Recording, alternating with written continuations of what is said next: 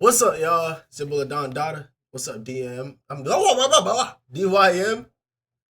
Today we're gonna be reacting to 6 most disturbing pieces of lost media by the one and only Chillin' Scares.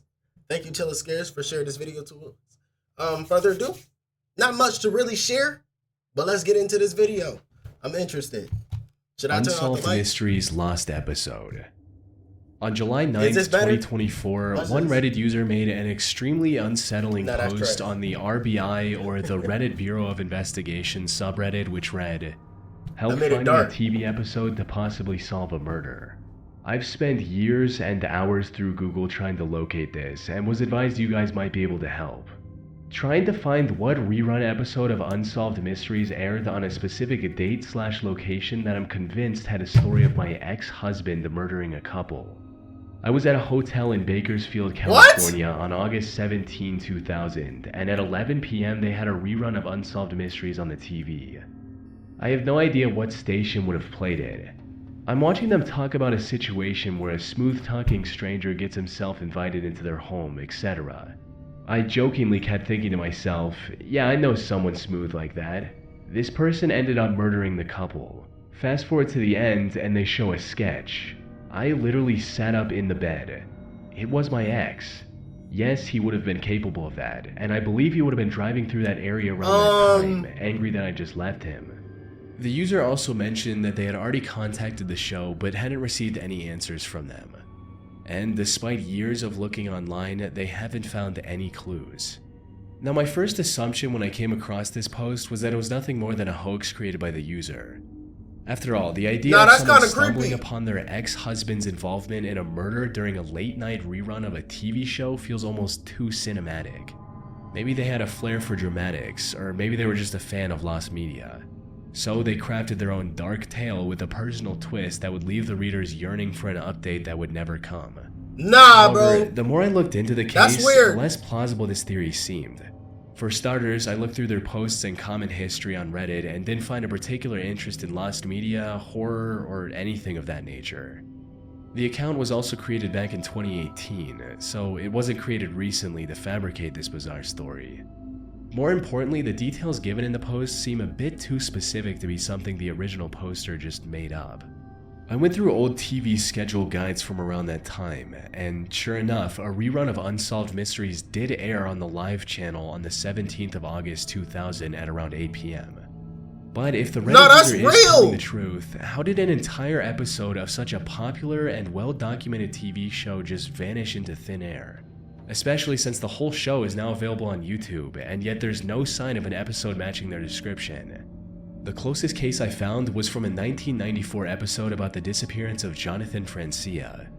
The investigators working on this case were able to create a sketch of the potential suspect, and it was a man with a long face and a cowboy hat. This did match the description the Reddit user gave in a comment about the sketch they saw on TV. However, this is where the similarities ended between the two cases. To make matters even more puzzling, another person claimed to remember something similar in a comment reading, "I have a vague recollection of this episode as well. I'm going to go through the episodes I've watched on Unsolved Mysteries on YouTube and see if I recognize it."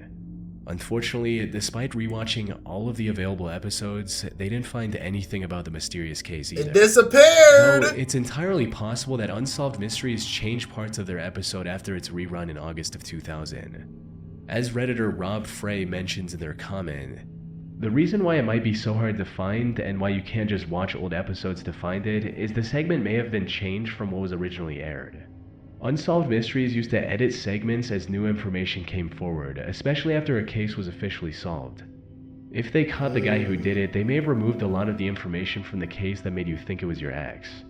Especially information that was completely speculative or a red herring. Oh no. As an example, I remember they had a really good segment about a murder in a family who owned a U-Haul, and it went into a lot of the family infighting and drama, and there was at least an implication that a family member was most likely to blame. When they caught the guy and it turned out to be a random breaking and entering, they cut all of the family drama stuff out of the segment and added an update that the case was solved. The only potential flaw in this theory is that if Unsolved Mysteries changed that episode because the case was quote-unquote solved, the Reddit user would have likely learned about their ex getting arrested, but that didn't happen. From what I've seen, the most likely theory is that maybe they saw the sketch on some other crime show and are simply misremembering it as a part of the Unsolved Mysteries episode after so many years. This would explain why no one was able to find the hint, despite scouring every episode of the show from its conception. However, if this turns out to be true, it would also make searching for what they saw on TV that night exponentially more difficult. Unfortunately, unless someone finds concrete evidence, we have no way of confirming or disproving any of these theories. That being said, if this lost media is ever uncovered by people on the internet, it could help authorities solve a decades-old crime and catch the suspect. A decade Easily old? available explosive. During the 2016 Silicon Valley Comic-Con, one of the hosts of Mythbusters, Adam Savage, was doing a panel answering questions from fans of the show. Near the end of the panel, someone asked him about the biggest disaster he's experienced on Mythbusters. What is the biggest disaster that you've ever had behind the scenes filming Mythbusters? Now, this fan was likely expecting something tame, like a crew member spilling something, or one of the devices they built breaking before they could film the episode, something of that nature. However, no one could have anticipated the answer Adam gave for this simple question. Wondering how specific to get. The biggest disaster we had was Cary Grant and Tori were investigating a easily available material and its supposed explosive properties. What they found out was so explosive that we destroyed the footage and agreed never to say what we learned. The material they discovered was so explosive and dangerous that they had to report it to DARPA, which is a research and development agency of the United States Department of Defense. Adam also quickly moved on to the next question, likely in an effort to avoid giving any hints about what this dangerous material could be. Following I'm that interested. panel, You he can't refused just to do utter that. a single word about the lost episode or the material that made them destroy the footage. That silence was held until the 20th of November 2023 when he uploaded a Q&A video on his YouTube channel titled, "These Mythbusters Stories Got Scrapped Due to Danger." The first question in this video was someone asking about footage that was destroyed outside of Adam's control. At first, he gave a predictable answer, explaining how network decisions like cutting scenes to make room for advertisements had led to some lost content.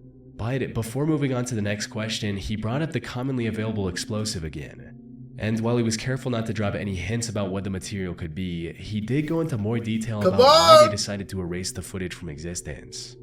We were looking at the purported explosive power of a commonly available material, and what we found was something so energetic when we executed it that we agreed to not talk about what we learned. Yeah. It was common enough, easy enough to implement, easy enough to execute that we were like, the world will not benefit from this knowledge. What could have been that bad? A silencer episode from Mythbusters. Is a potato a good silencer? A pillow, a 2-liter bottle of soda? These are all really interesting questions. And silencers are fascinating technologically. But silenced rounds are not a benefit to humanity. This makes total sense considering Mythbusters had tens of millions of viewers from around the world. The show built its reputation on demystifying myths and delivering facts, no matter how surprising or dangerous they might be. By withholding the episode, it may seem like they went against their own character.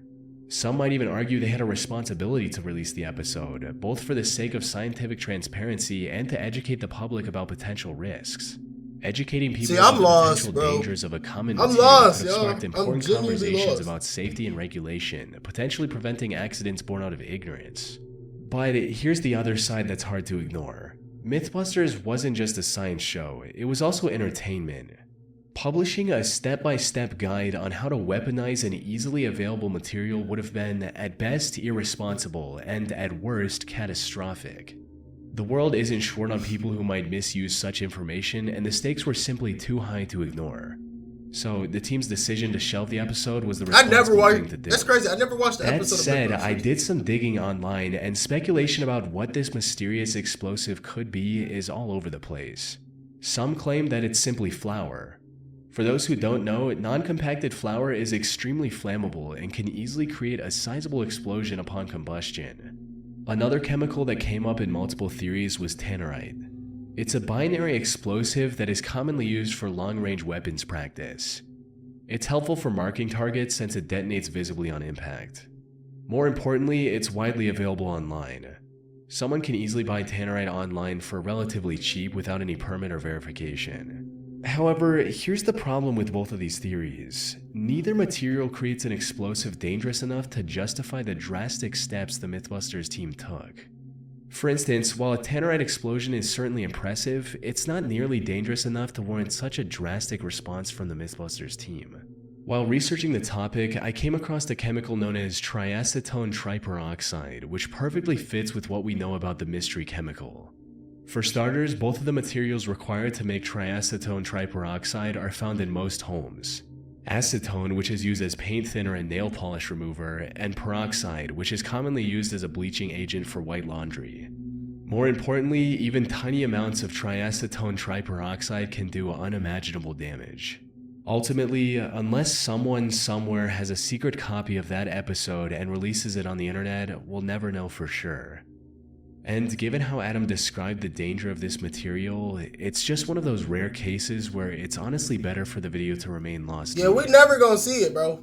We never gonna see that video. I guarantee you Jay that. Leno Blade It Incident. had to be something crazy. On April 14th, 2022, an anonymous user on 4chan's TV board mentioned a disturbing incident they remembered from an old episode of The Tonight Show with Jay Leno. They stated, "One time Jay Leno had a magician on his show and he was doing some sort of cut the lady in half trick. He starts to cut and the lady starts yelling for him to stop like she was actually getting cut or about to get cut, and they start helping her out. I have never seen or heard anything since and never been able to find the clip." The episode in question aired on the 21st of June 2001, and as the story goes, one of the guests on that episode was Arsenio Hall, who was going to perform a classic magic trick of cutting a person in half. However, while he was performing the trick, something went horribly wrong. He accidentally stabbed the woman who was volunteering for the trick. What? The notable thing about this episode That's is why that Leno I wanted will to show never do this. I solidarity will with the never California volunteer for this power trick right here. outages. So he hosted his show in a set that was only illuminated by scattered candles and handheld flashlights given to the audience. Maybe the lack of visibility caused Arsenio to make a mistake and harm the woman. Unfortunately, a vast majority of old Tonight Show episodes barely exist in archives and therefore are considered lost media. The June 21st episode is among those lost to time. So there's no way for me to directly verify this incident. But I did find enough clues to piece together what might have happened, and there are three distinct possibilities. First is that such an incident never actually happened and the 4chan poster was making it all up. However, this possibility doesn't hold up because I found old forum posts from 2001 where people were actively discussing the incident online after watching it. Like this person named Dan, whose post gives more details about what exactly went down. "Did anyone else watch The Tonight Show with Jay Leno Monday night? It was a repeat, the one where they turned out all the lights in the studio and had a blackout. Anyways, so Oh yeah, he Arsenio was Hall tuned was a in. guest, and he was going He to was do a tuned magic in. trick where he was going to cut a woman in half. So the woman is lying in the box, and he's trying to shove the blade through, and all of a sudden the woman starts screaming and yelling, 'It cut me,' and like immediately they cut to a commercial. I was like, what? It has to be a joke. So then when they came back from commercial, Jay seemed flustered, and they didn't mention anything else about the trick for the rest of the night. Did anyone else see this? Does anyone know anything about what happened with this woman? It was so freaky." I also found someone on Reddit They who cut also the woman remembers in the half? incident and mentioned it in the comments of a post discussing the incident, stating, "Holy, I thought I dreamed that episode. I've been wondering what happened to that lady for 20 years. So a woman did get stabbed on the Jay Leno show, or at least that's what it looked like to the audience. Which brings us to the second possibility. The woman did get hurt and the incident was later covered up by the network to avoid backlash from the public. However, as much as some people would like to believe this is nothing more than a conspiracy theory. Because, as it turns out, the Jay Leno show is not live, it's taped ahead of time. So if they wanted to cover it up, they would have edited that whole thing out, long before the episode ever saw the light of day. Even knowing this, some claim that the showrunners simply forgot to edit this section out and only realized their mistake when it was too late, which is a bit of a stretch. Think of it this way, I feel like that Jay Leno's happened, show though. was getting upwards of 7 million viewers in 2001. So even if the network tried to bury the whole thing later, why didn't any of these millions of viewers cause any backlash? From what I've seen, the most plausible theory is that the incident did happen, but it was all part of a skit. And the people who thought it was somehow real were simply not paying enough attention or just didn't realize the dry humor of the scene. 7.3 This would million explain why there was just no uproar from the didn't public. pay attention. And as for the episode becoming They lost covered it media, up. We that know wasn't that. a deliberate cover-up, but just a side effect of the pre-YouTube era when preserving TV episodes They covered wasn't a it up, priority. bro. But who knows? If the speculation gains enough momentum, Jay Leno, Arsenio Hall, or someone else from the show's production team might come forward with the truth. Until then, all we have are educated guesses to piece together the mystery.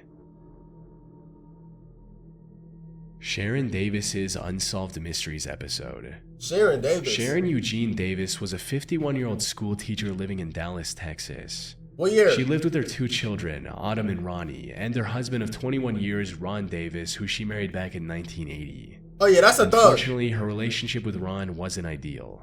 Just 5 years after their marriage in 1985, Sharon filed for divorce while describing her husband as controlling and ill-tempered. She withdrew cash from their mutual account and was planning to move to LA with her 2 children. However, soon after filing for divorce, she mysteriously changed her mind and returned to living with Ron. Fast forward to June 11, 2001, Sharon once again found the courage to file for divorce. And this time she was prepared to go through with the decision at any cost. She was planning to move out of her house in the 1900 block of Elderleaf Drive, all while her attorney was trying to obtain a temporary restraining order against Ron, her husband.